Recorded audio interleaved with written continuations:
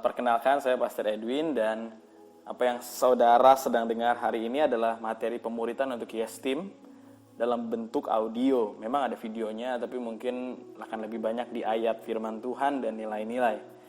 Dan saya mau mengingatkan kembali, mungkin teman-teman ada beberapa yang ikut di Vision Night yang kita adakan di bulan Februari 2020, bahwa kita ada di komunitas ini untuk sebuah tujuan.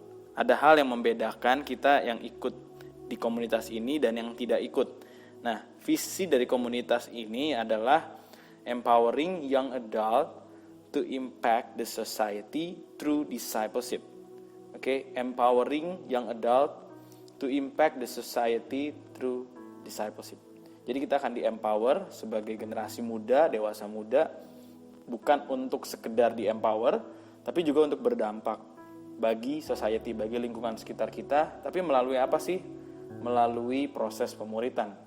Nah, saya nggak bahas tentang apa itu pemuritan, tapi kita akan masuk ke sesi yang pertama dari materi pemuritan itu sendiri. Nah, pemuritan itu bukan kelas atau bukan soal materi. Pemuritan adalah soal hubungan dengan Tuhan, hubungan dengan sesama keluarga di dalam Tuhan, ya, sesama tubuh Kristus, komunitas, gereja, dan hubungan dengan orang-orang yang terhilang.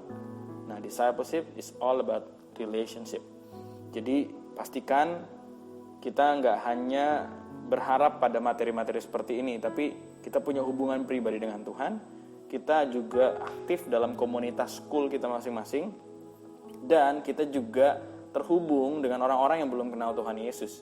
Karena tujuan dari kita berdampak adalah untuk membawa orang-orang yang belum percaya Yesus menjadi percaya kepada Yesus.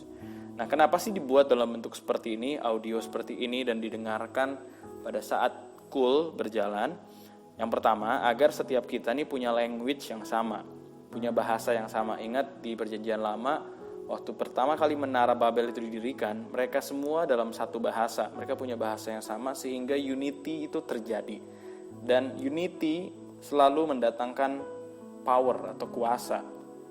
Bahkan di Perjanjian Baru, kalau kita berdoa 2-3 orang sepakat, agreement itu, unity itu akan membawa kuasa. Doa-doa kita akan dikabulkan. Jadi perlu ada language yang sama supaya nilai-nilai kita sama. Nilai apa? Nilai firman Tuhan. Dan waktu nilai kita sama, kita akan bertumbuh dalam pemahaman yang sama. Dan kita bisa penuh dengan kuasa karena kita nggak sendirian, tapi kita bagian dari tubuh Kristus. Kita bersama-sama bertumbuh. Sekalipun kita di kul yang berbeda, gembala kul kita berbeda, tapi kita punya nilai-nilai firman yang sama. Apalagi kita satu dalam Kristus di gereja GB Windsor Square House of Glory. Nah, yang kedua, kenapa sih dibuat dalam bentuk seperti ini? Agar jemaat yang di kemudian hari baru bergabung, misalkan ada jiwa yang baru bertobat atau teman-teman yang baru join, mereka nggak ketinggalan, tapi dapat mengikuti kembali melalui rekam digital yang ada. Jadi mereka bisa follow through dari awal lagi, belajar apa yang sudah kita dapat, dan mereka nggak ketinggalan. Mereka bisa catch up dengan metode ini. Jadi itu kenapa dibuat dalam bentuk seperti ini. Nah, saya percaya kita semua hari-hari ini sedang melewati masa-masa yang sangat dinamis, ya, dengan keadaan yang terjadi dari awal tahun 2020, pandemi, dan berdampak kepada ekonomi. Ada banyak hal yang terjadi. Tapi biarlah kita semua punya iman yang teguh di dalam Tuhan. Karena kita yakin langit dan bumi akan berlalu, tetapi firman Tuhan tidak akan berlalu. That's why hidup kita harus selalu punya strong foundation, yaitu firman Tuhan. Nah, hari ini kita akan belajar, kita akan mulai seri yang namanya Faith Journey atau perjalanan iman. Dengan subjudulnya dasar dan bukti. Nah, hari ini saya hanya akan bahas tentang Faith Journey dasar. Yang bukti akan dibahas di sesi berikutnya. Nah, kenapa sih kita bahas Faith Journey? Kita mulai dari kata journey. Journey adalah sebuah perjalanan, atau orang lebih familiar mungkin dengan kata proses. Sebagai orang Kristen, ingat, kita nggak hanya berfokus pada tujuan, tapi seringkali Tuhan juga bekerja dalam proses itu sendiri. Kenapa disebut journey? Karena ternyata iman diumpamakan di Alkitab sebagai benih yang paling kecil, yaitu biji sesawi. Markus 13 ayat 31 sampai 32. Yesus membentangkan suatu perumpamaan lain kepada mereka, katanya, hal kerajaan surga itu seumpama biji sesawi yang diambil dan ditaburkan orang di ladangnya. Memang biji itu yang paling kecil dari segala jenis benih, paling kecil ya. Tetapi apabila sudah tumbuh, sesawi itu lebih besar daripada sayuran yang lain, bahkan menjadi pohon, sehingga burung-burung di udara datang bersarang pada cabang-cabangnya. Jadi ingat, dari biji yang paling kecil, benih yang paling kecil, tumbuh bahkan menjadi pohon dan lebih besar daripada sayuran yang lain. Prosesnya dimulai dari benih dan tujuannya untuk menjadi sebuah pohon yang besar. Oke, kembali lagi ke visi kita. Oke, empowering young adult, benih-benih iman dalam hidup kita sehingga bertumbuh suatu hari jadi pohon yang besar dan berdampak bagi society. Nah, tapi untuk sampai ke sana, di tengah-tengahnya ada sebuah journey atau perjalanan atau proses. Sebagai contoh, di Alkitab kita kenal bapak orang beriman yang namanya Abraham. Tapi kalau kita baca baik-baik, sebenarnya Abraham juga nggak dari awal punya iman yang begitu kuat dan teguh. Tercatat di Alkitab 2 kali dia mengakui Sarah istrinya sebagai adiknya. Karena apa? Karena dia takut pada saat penguasa yang ada di tanah tersebut, di Mesir dan di Gerar, tahu kalau Sarah adalah istrinya, Abraham takut dia akan dibunuh supaya istrinya bisa diambil. Jadi kita lihat ternyata bapak orang beriman ini juga ternyata imannya nggak langsung kuat. Tapi kita tahu at the end of the story, Abraham punya iman yang begitu teguh dan kuat sehingga dia sangat confidence untuk mempersembahkan anaknya Ishak pada saat Tuhan meminta dia untuk melakukannya. Jadi iman itu sifatnya progresif. Iman itu bertumbuh dari satu milestone ke milestone yang berikutnya. Nah, biarlah setiap kita punya pemahaman yang sama. Kita nggak langsung dapat iman yang kuat turun dari langit. Tapi setiap kita harus punya iman yang progresif, bertumbuh dari musim ke musim, dari kesulitan demi kesulitan, dari kemuliaan sampai kemuliaan. Oke, dan ingat, salah satu value yang saya mau tekankan dalam komunitas ini adalah progress over perfection. Yuk sama-sama bilang progress over perfection. Bukan cari sesuatu yang sempurna, tapi biarlah kita menjadi anak-anak Tuhan yang terus berprogres imannya dari musim ke musim. Nah, sekarang kita lihat kata yang berikutnya yaitu iman. Kalau tadi kita lihat kata journey, sekarang kita lihat kata faith atau iman. Secara definisi iman artinya to believe continuously. Oke? Bukan sekedar percaya, tapi percaya yang berkelanjutan. Nah, inilah bedanya iman dan percaya. Kalau percaya itu satu kali, beriman itu percaya yang berkali-kali. Percaya yang meskipun walaupun dalam keadaan yang sulit, dia tetap percaya. Nah, biarlah setiap kita punya pengertian yang sama. Iman itu to believe continuously. Sekalipun saat ini kondisi Bapak Ibu Saudara, teman-teman lagi sulit nih, keep believing in God. That is faith. Sekalipun ada banyak doa kita yang belum dijawab, sekalipun kondisi bisnis kita lagi menurun, pekerjaan kita, omset kita lagi susah, when we believe continuously in God, that is faith. Itulah iman. Nah, tapi secara komponen, iman itu terdiri dari dua hal. Ibrani 11 ayat yang pertama, bahasa Inggrisnya di New King James Version, now faith is the substance of things hoped for, the evidence of things not seen. Iman adalah dasar dari segala sesuatu yang kita harapkan dan bukti dari segala sesuatu yang tidak kita lihat. Jadi perhatikan ya, iman definisinya apa? To believe continuously. Tapi kalau secara komponen, iman itu terdiri dari dua hal. Yang pertama adalah dasar, yang kedua adalah bukti. Iman adalah dasar dari segala sesuatu dan bukti dari segala sesuatu.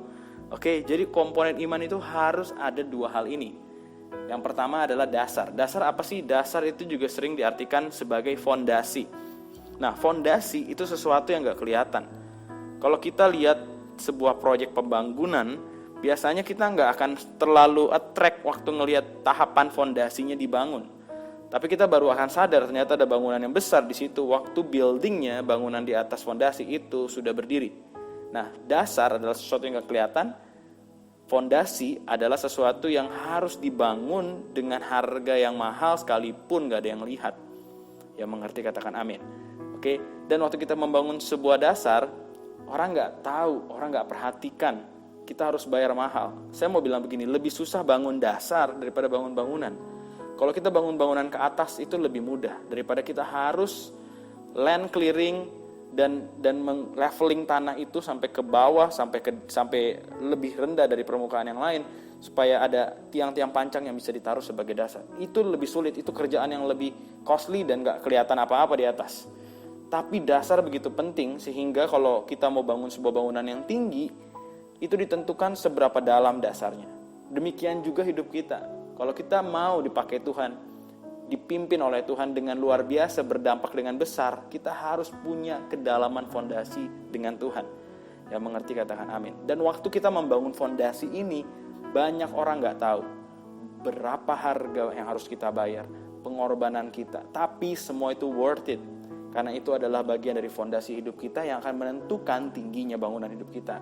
Dan itulah dasar. Jadi dasar adalah sesuatu yang tidak kelihatan. Yang kedua adalah bukti. Bukti bicara soal sesuatu yang dapat dilihat. Sesuatu yang membuktikan bahwa ada dasar di bawah bangunan itu sendiri. Oke, jadi iman harus terdiri dari komponen ini. Nah, hari ini kita akan bahas yang pertama, yaitu dasar. Oke, dasar. Tadi dikatakan iman adalah dasar dari segala sesuatu yang kita harapkan. Nah, apa dasar dari harapan hidup kita selama ini? Apa dasar setiap kita berharap dalam hidup ini? Apakah itu kekuatan, pengalaman, kecerdasan, tampang kita, koneksi kita, followers kita yang banyak, atau kita punya backingan, kita punya ini dan itu? Apa sih yang jadi dasar? Skill kita kah atau yang lain? Nah, saya percaya semua hal yang tadi barusan saja disebut, itu bukanlah dasar yang teguh. Jika sesuatu terjadi nih, dasar-dasar itu mudah sekali hancur. Dan kalau hidup dan harapan kita dibangun di atas dasar seperti itu, maka pada saat musim yang sulit terjadi, dan kita nggak lagi punya backingan, kekayaan, pengalaman kita nggak berarti lagi, skill kita kalah dibandingkan generasi yang berikutnya atau saingan bisnis kita, maka hidup kita akan tidak berpengharapan. Dan bayangin ya, orang yang gak punya pengharapan dalam hidup ini seringkali pengen menghabisi nyawanya sendiri. Gak mau lanjutin hidup lagi, mau mati aja, mau bunuh diri. Karena udah gak punya harapan. Nah, apakah selama ini hidup kita harapannya ditaruh di atas dasar seperti itu? Kalau iya, mari hari ini kita bertobat bersama-sama. Yang mau katakan amin. Karena itu bukan dasar yang teguh. Dikatakan di sini iman adalah dasar dari segala sesuatu yang kita harapkan. Jadi dasar dari harapan hidup ini semestinya adalah iman. Pertanyaan berikutnya, iman seperti apa yang membuat hidup kita bisa penuh harapan? Galatia 2 ayat 20b, dan hidupku yang kuhidupi sekarang di dalam daging adalah hidup oleh iman dalam anak Allah yang telah mengasihi aku dan menyerahkan dirinya untuk aku. Siapakah dia? Yesus Kristus. Jadi apa sih dasar hidup kita berpengharapan? Yaitu iman. Iman yang seperti apa? Iman di dalam Yesus Kristus. Mengapa Yesus Kristus jadi dasar hidup kita? Hanya ada dua alasan sederhana. Yang pertama, because He is God. Karena Dia Tuhan, Dia pencipta alam semesta, Dia ada dari sejak mulanya, Dia ada di akhir, Dia Alfa dan Omega, Dia tahu apa yang terjadi di masa depan, Dia memegang kendali atas hidup kita. Dan kalau Dia Tuhan, artinya bersama dengan Dia tidak ada yang mustahil. Percaya katakan amin. Yang kedua, kenapa Yesus harus jadi dasar dalam hidup kita? Karena Dia baik. Dia gak cuma omnipotent, Dia gak cuma hebat, tapi Dia juga baik. Bayangin kita punya bos yang hebat tapi gak baik. Dan sebaliknya, bayangin kita punya bos yang baik tapi gak hebat. Nah, Yesus adalah Tuhan yang berkuasa di atas segalanya dan Dia baik. Itu hal yang paling indah dalam hidup ini. Dan kalau Dia baik, tahu dari mana bahwa Dia baik? Tahu dari mana Yesus baik? Selama ini apa yang seringkali menjadi tolak ukur buat setiap kita melihat kebaikan Tuhan Yesus? Apakah sejauh jawaban doa kita, kalau Tuhan jawab doa saya, Tuhan baik? Apakah sejauh kondisi kita, kalau kita bisnis kita maju, saya dipromosi, Tuhan Yesus baik? Tapi bagaimana kalau kondisinya nggak baik? Apakah kita secetek itu, serendah itu mengukur kebaikan Yesus? Kalau iya, mari kita bertobat. Karena ukuran yang paling tepat untuk mengukur kebaikan Yesus bukan dari jawaban doa kita, tetapi melalui pengorbanannya di kayu salib. Tidak ada kasih yang lebih besar dari kasih seorang yang memberikan nyawanya untuk sahabat-sahabatnya. Yesus memberikan nyawanya untuk kita. Tidak ada kasih yang lebih besar, tidak ada measurement of love yang lebih besar dari itu. That's why dia baik, bukan karena keadaan kita, bukan karena jawaban doa kita, tapi karena pengorbanannya di kayu salib untuk menebus setiap kita. Yang mengerti boleh katakan amin. Jadi jangan lagi kita mengkotakkan Tuhan baik dan tidak baik hanya karena kondisi, hanya karena jawaban doa. Dia baik karena apa yang sudah dia lakukan di kayu salib. Bahkan kalau hari ini dia nggak tolong kita, belum tolong kita, itu nggak membuktikan dia jahat, karena dia sudah terlampau baik. Kalau dia tidak mau melakukannya seperti apa yang kita doakan, itu haknya Tuhan. Dan itu tidak mengubah pribadi dia jadi pribadi yang jahat. Dia tetap Allah yang baik. Dia Allah yang setia. Dia Allah yang selalu menyediakan pengampunan buat setiap orang yang datang mengaku dosa. So that's why kenapa Yesus Kristus harus jadi dasar iman kita. Pertama, because He is good. Dan because He is God. Amin. Firman Tuhan berkata seperti ini. Ibrani 6 ayat 13. Ketika Allah memberikan janjinya kepada Abraham, ia bersumpah demi dirinya sendiri. Karena tidak ada orang yang lebih tinggi daripadanya. Nothing is more powerful than Him. Kalau hidup kita berdasar pada Dia, maka kita akan aman. Kita akan mampu, kita akan cakap menanggung segala perkara. Seperti Filipi 4 ayat 13 katakan, segala perkara dapat kutanggung di dalam Dia. Karena He is more powerful than anything. Dan tidak ada Allah lain yang setia seperti Tuhan Yesus. Nothing is more faithful than Him. Firman Tuhan katakan di Ibrani 13 ayat ke-5, karena Allah telah berfirman, aku sekali-kali tidak akan membiarkan engkau, dan aku sekali-kali tidak akan meninggalkan engkau. Nothing is more reliable, dapat diandalkan, selain Tuhan. 2 Tawarik 16 ayat 9, karena mata Tuhan menjelajah seluruh bumi untuk melimpahkan kekuatannya kepada mereka yang bersungguh hati. Nothing is better than Jesus. Amin. So, kenapa kita nggak taruh hidup kita di atas dasar Kristus? Buat teman-teman semua yang hari ini mendengar ini dan selama ini menaruh hidupnya di atas dasar yang salah, yuk kita bongkar dasar yang salah. Jadikan Yesus sebagai our firm, our strong foundation untuk segala kehidupan kita. Dan waktu kita memutuskan hal tersebut, mari kita jadikan Yesus sebagai Tuhan dan Juru Selamat. Dan jika ada teman-teman yang belum menerima Yesus sebagai Tuhan, dan jika kamu dengan pilihanmu sendiri mau menerima Yesus sebagai Tuhan dan Juru Selamat, mari terbuka. Setiap kita semua adalah orang berdosa dan memerlukan keselamatan yang daripada Yesus. Setiap kita gak ada yang benar, gak ada yang layak. Hanya Yesus dan pengorbanannya yang melayakkan dan membenarkan kita. Jadi pada saat sesi diskusi, terbukalah, ceritakanlah apa yang kamu rasakan, apa yang kamu alami, dan keputusan yang kamu ambil hari ini untuk menjadikan Yesus sebagai Tuhan dan Juru Selamat. Dan juga mungkin ada di antara kita yang sudah menerima Yesus sebagai Tuhan dan Juru Selamat, sudah lama menerima Yesus sebagai Tuhan, tetapi hari-hari ini iman kita mulai goyah. Ceritakan apa yang kamu alami, apa yang menjadi dasar hidup kamu selama ini. Biarlah setiap kita hari ini dipulihkan, fondasi yang salah dibongkar, dan kita bisa semakin teguh di dalam Tuhan Yesus. Langit dan bumi akan berlalu, tapi firman Tuhan tidak akan berlalu. Dan orang yang punya hubungan dengan Tuhan, yang dasar hidupnya adalah Yesus, akan tetap kuat. Biarlah kiranya Tuhan Yesus memberkati setiap kita dan kita terus semakin dalam berjalan bersama Yesus. Tuhan Yesus memberkati.